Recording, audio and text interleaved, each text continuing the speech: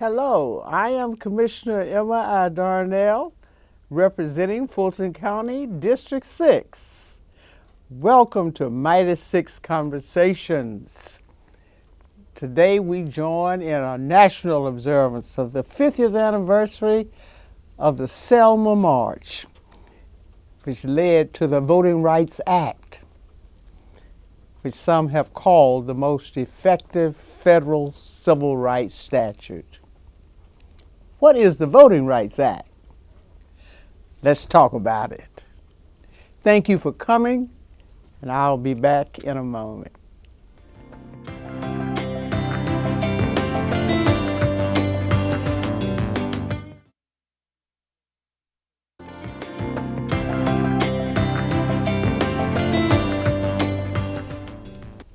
Joining me today is Mrs. Phyllis D. Bailey. Ms. Bailey is a retired educator and historian. She earned the Bachelor of Arts degree in History and Economics from Howard University, a master's degree in education from the University of Virginia, and a master's degree in guidance and counseling from Virginia Tech University. Welcome, Mrs. Bailey.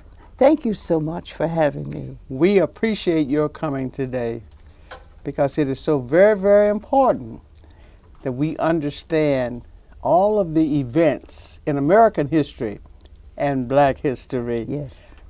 In terms of a comprehensive look.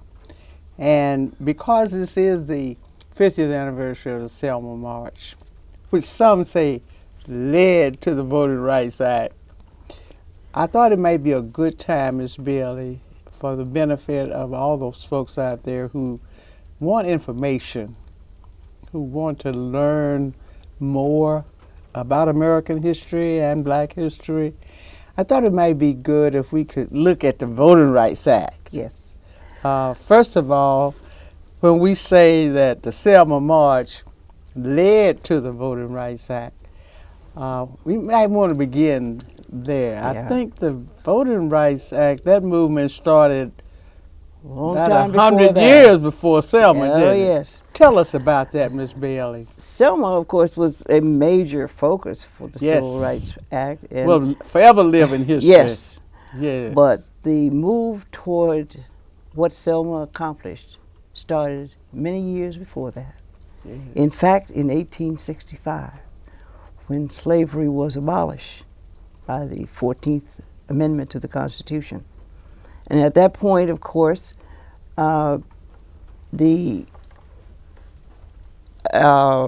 powers that be still didn't want us to have the vote.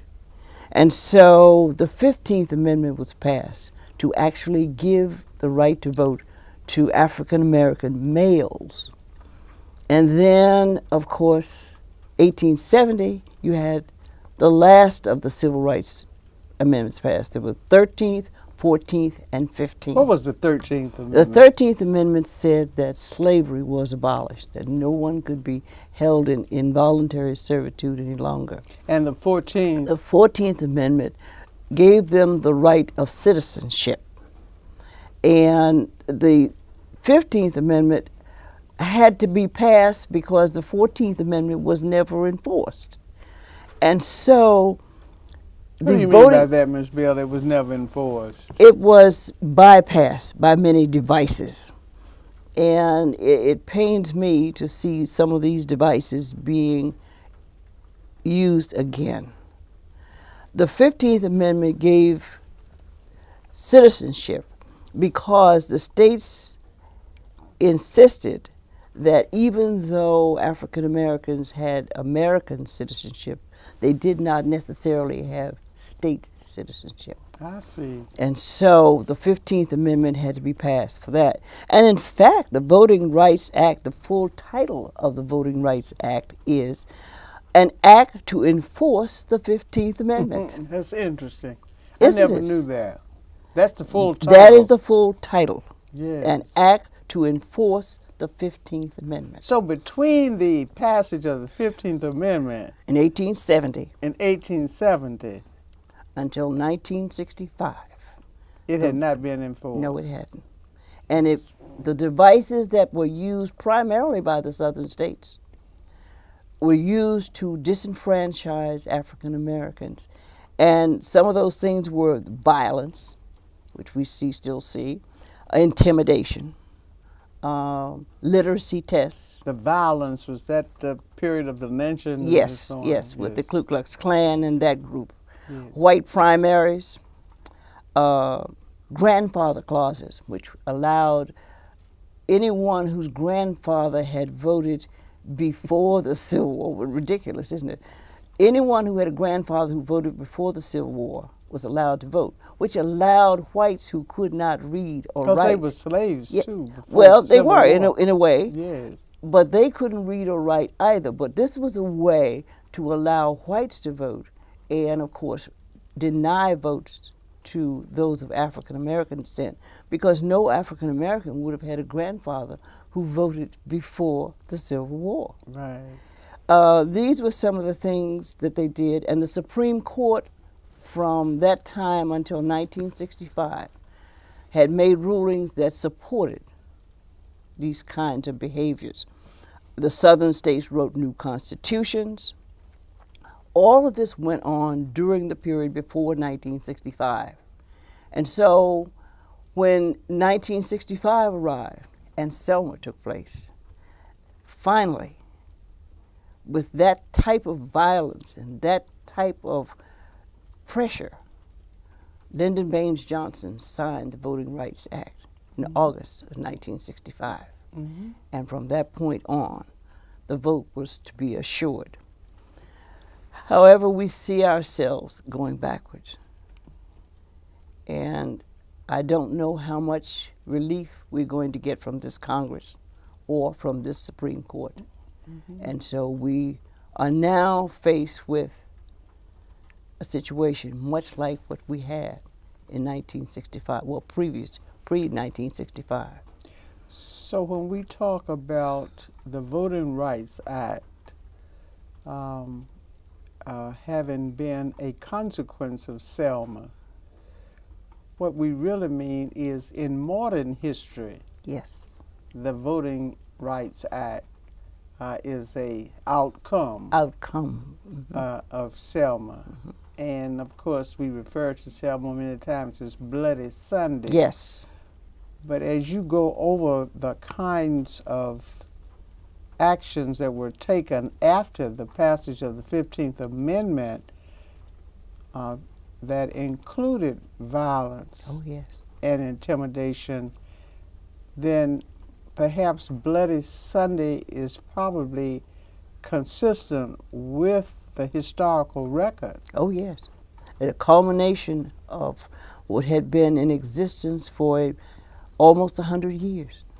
Yes. And the pressure from outside, because I think that with the advance of communications and with the pressures from other countries and the world as a whole, that America had to take a look at itself at that point.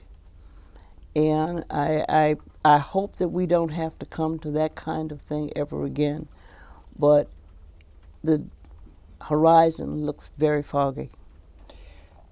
Many have noted, and you have also, Ms. Bailey, in your presentations, that the movement to gain protection for all Americans and people of color with respect to the right to vote was really a movement that involved blacks and whites. Yes, and very definitely.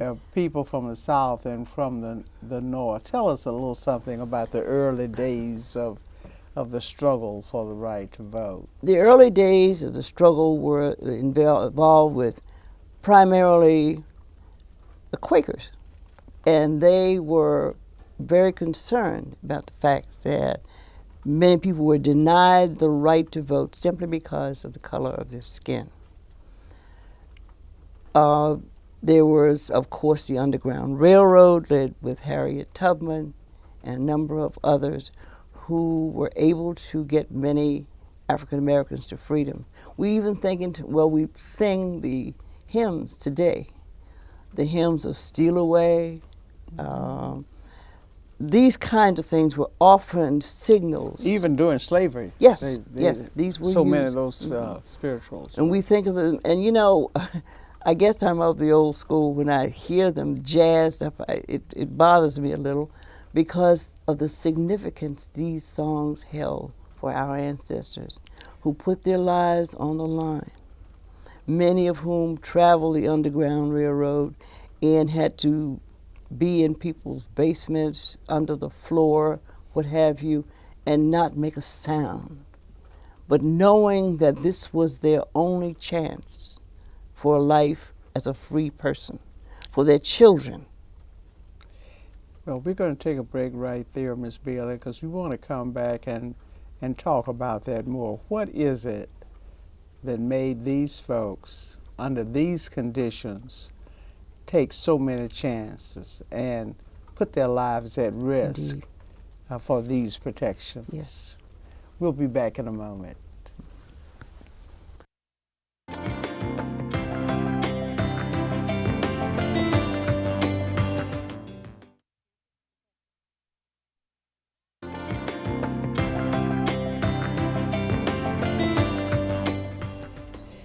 Ms. Bailey, we were talking about the kind of risk, the kind of sacrifices that they made during those days in an effort to be free and to vote. Let's talk about some of those conditions. These conditions were probably unimaginable for many of our youngsters today, but education and freedom were those were their two motivators. Those were their two motivators. Yes. It was given that every young child would be taught this, and that this was something that, even though many parents could not read themselves, they built these colleges. Yes. They built these colleges. They built these colleges and couldn't read. Absolutely. But they knew that this was the way that their children would be able to pursue an education and get the opportunities that they did not have. They were willing to risk their lives, their fortunes for whatever that was worth, everything. It was for the generation to come. And I am concerned that our families today don't pursue those goals. It is not enough to give a child an electronic device. That child needs to know the value of honesty, of hard work, of knowing that you must reach for the stars and that you can do this if you but try. But they must see it as an example from their parents as well. It's interesting that whenever they hear these stories, and we must tell the story. Yes, we must. Whenever they hear these stories, they are so interested in them and they are so affected by these stories because, as you say, so many of them conclude that if our forefathers and mothers could achieve these results under these conditions, then I can do it also. But that must be constantly talked about. It must be constantly reinforced because a child only learns at an early age what they see. And parents, when you bring a child in this world, my thought has always been, you have taken on a role that you do not ever walk away from. This is something that is God-given to you. God giving you a chance to develop His gift to you. And when you don't do it, you almost commit a sin. Yes. And so with respect to American citizenship, apparently these folks took it very seriously. Yes, Absolutely. And when we said liberty and justice for For all, they believed it. Isn't it incredible? Yes. They had never seen it. But they believed it. And you know, the founders of our country put these thoughts into words. Now, did they really believe it? Because the people they spoke it to actually believed it. And with that belief, They believed it, didn't they? yes, they went forward. And we must believe again. Because they believed it, of course, then we did obtain Yes, the right to vote. yes. And you said earlier, Mrs. Bailey, that you were concerned that the movement, the need to continue what they started, seems to be evident in some of the kinds of things that we see today. Yes. Apparently, the movement for the right to vote not only did not start in Selma, but you have suggested it didn't end. That's true. It didn't end in Selma at all. Selma Selma either. was a major happening. It focused the world on what had happened here in this country. But with our people, we have seemingly accepted this as something that I will always have. But any right is only maintained when you are conscious of what you have, how you obtained it, and how it will be maintained. And that includes not only registering to vote, but going to the polls. That's very important, isn't it? Yes, it is. It's not enough to just have a 50th anniversary of the Voting Rights Act when you're not Right. registered and you don't vote.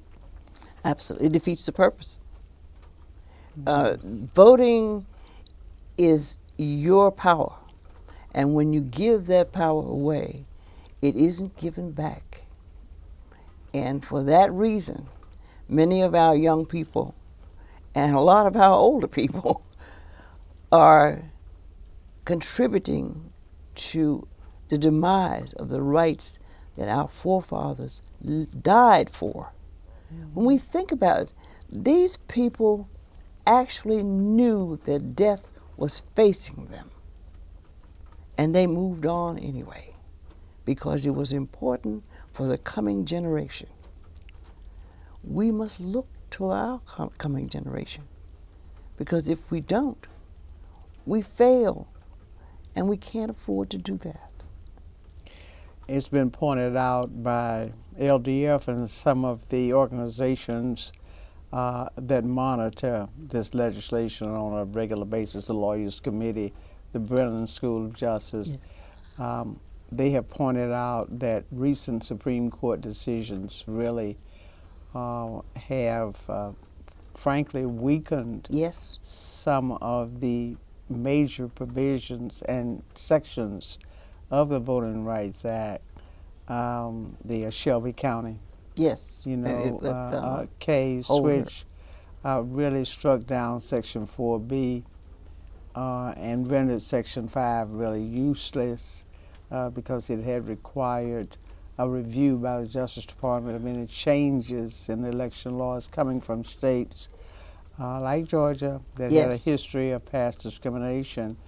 And these organizations have pointed out that for all practical purposes, while the Voting Rights Act still prohibits discrimination against people of color with respect to voting rights, it was a major setback in terms of the right to vote Yes. by people of color. That includes not only blacks, but Latinos and Asian Americans, Absolutely. as well as Native Americans. Americans. And I thought about that when you mentioned that it is disheartening to see some of the states enact laws. It sounded very similar like those that you Absolutely. we're reading there that came after the adoption of the 15th Amendment. Absolutely. I'd like for you to comment on that. I thought about that when you said that, you know, we really have to remain eternally vigilant because Yes. it's not over, is it? No, it isn't. And it sadly, it absolutely seems to be going backwards. And our young people are seemingly of the ilk that they have this and that therefore it is theirs to always have. And that's not the case. Because at this point, with the decisions that have been made by the Supreme Court and the fact that our Congress may not be one that is going to effectively help us. Well, they certainly haven't done anything. No, and I don't Yeah. suspect that they will at this point. We are in a quandary. And I don't see any legal help that we're going to have. The Justice Department's hands have been virtually tied. Well, we're going to we're going to explore with these organizations, LDF and Lawyers Committee. We're going to explore with them their analysis of some of the legal Good. approaches. But Ms. Bailey, we believe it's very important, however, to understand and hear you well that unless we remain Unless we remain committed mhm. to voting rights for all Americans, irrespective of color, That's true. unless we transmit that information to our children and act, as we say, not only talk the talk, but walk the walk. Absolutely. You've given us something today that we can do, Ms. Bailey, and that's what this program is about. Folks want to know not only what are the challenges, but what can we do. Yes. You've given us one important one: register Sure.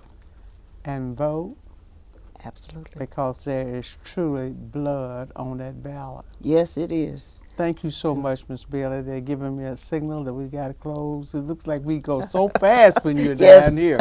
It does. But we thank you so much for coming, and we thank you that we have in our community throughout the district and throughout Fulton County folks like you, Ms. Bailey, who not just talk the talk, but walk the walk. Thank you so much Thank for you so having much me. for coming, Ms. Bailey. My pleasure. I'll be back in a moment with closing thoughts. Stay with us.